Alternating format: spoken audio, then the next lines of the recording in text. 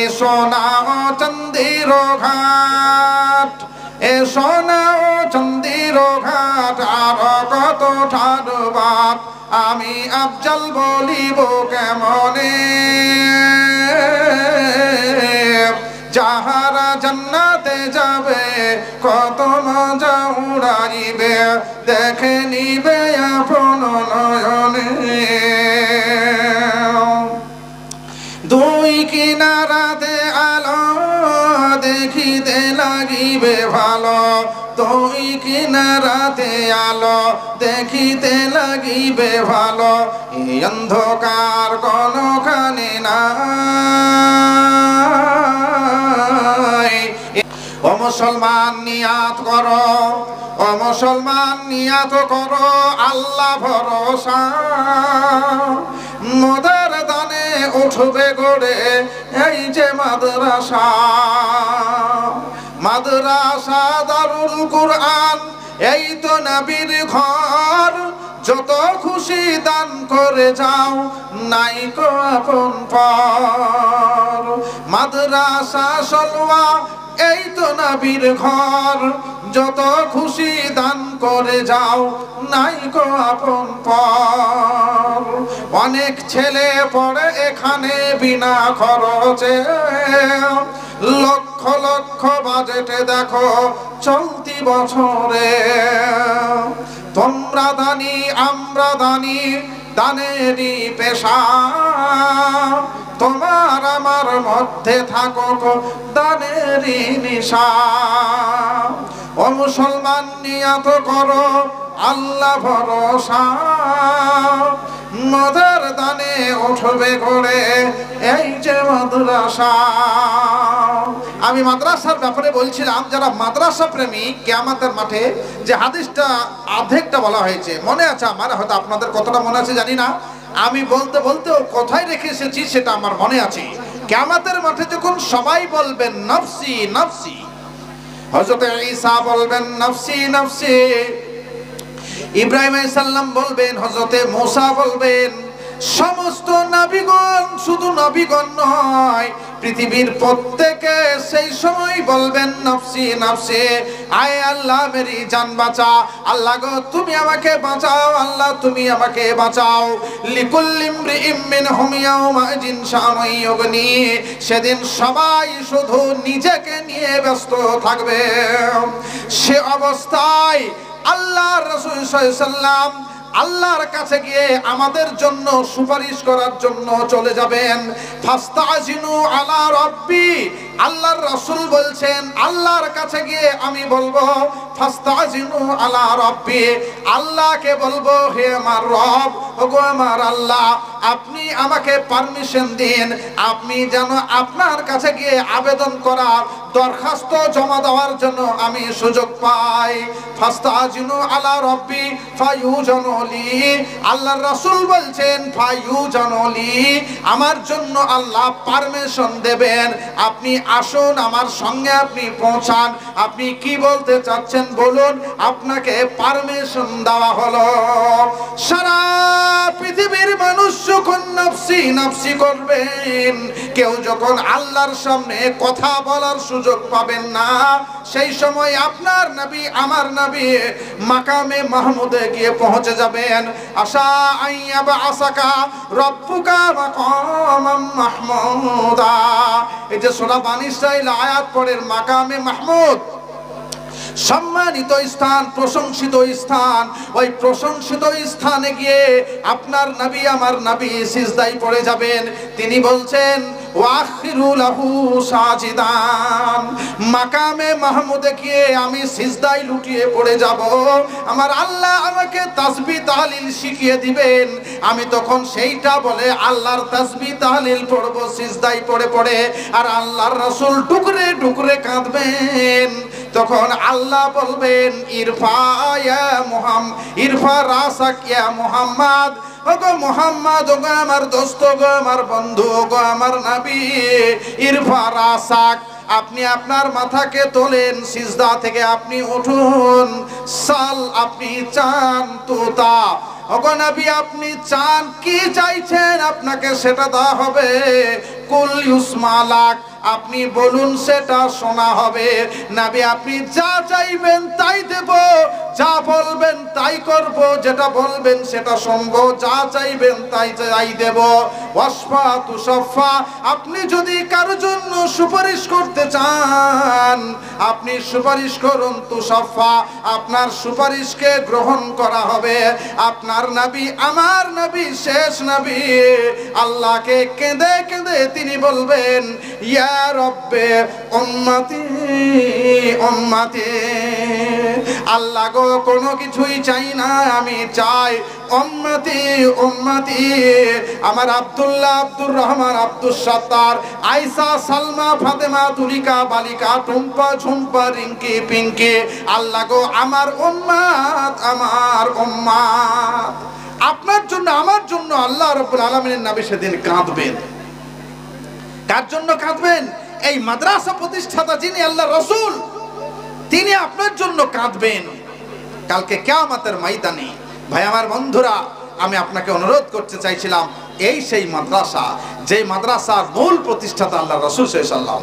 তাহলে মাদ্রাসাকে ভালোবাসলে কাকে ভালোবাসা হবে সেটা আর নতুন করে বলার কিছু অপেক্ষা রাখে না।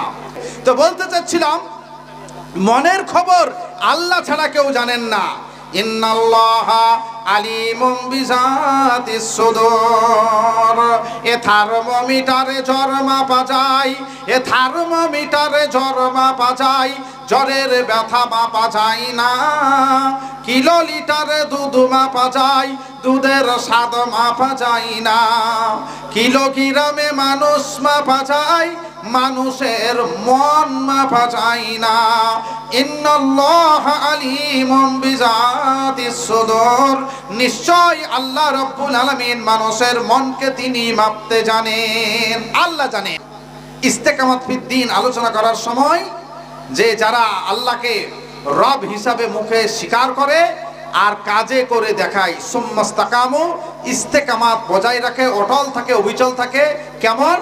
যেমন হযরতে আসিয়া রাদিয়াল্লাহু তাআলা আনহার ঘটনা আমি নিয়ে এসেছিলাম, কেমন তা তেমন উদাহরণ কোরআন থেকে আমি আপনাদের সঙ্গে আলোচনা করছিলাম। সে জায়গাটায় যারা স্পেশাল মুমিন তাদের ব্যাপারে আপনারা আমার সঙ্গে থাকুন।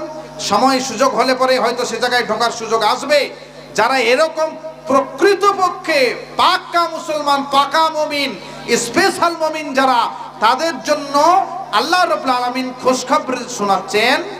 তাতানাজ্জালু আলাইহিমুল মালাইকাতু আল্লা তাখাফু ওয়া লা তাহজানু ওয়া আবশিরু বিল জান্নাতিল্লাতী কুনতুম তুআদুন।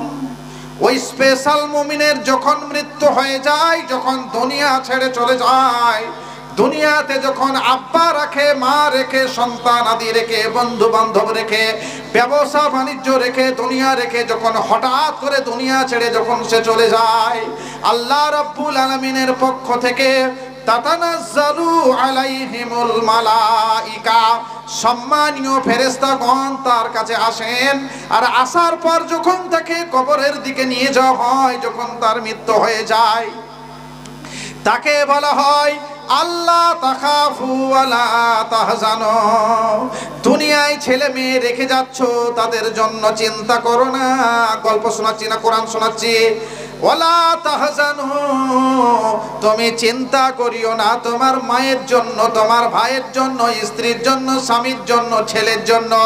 দুনিয়াতে যাদেরকে রেখে যাচ্ছ, ওয়ালা তাহজানু, তাদের ব্যাপারে তোমার কোনো চিন্তার দরকার নাই।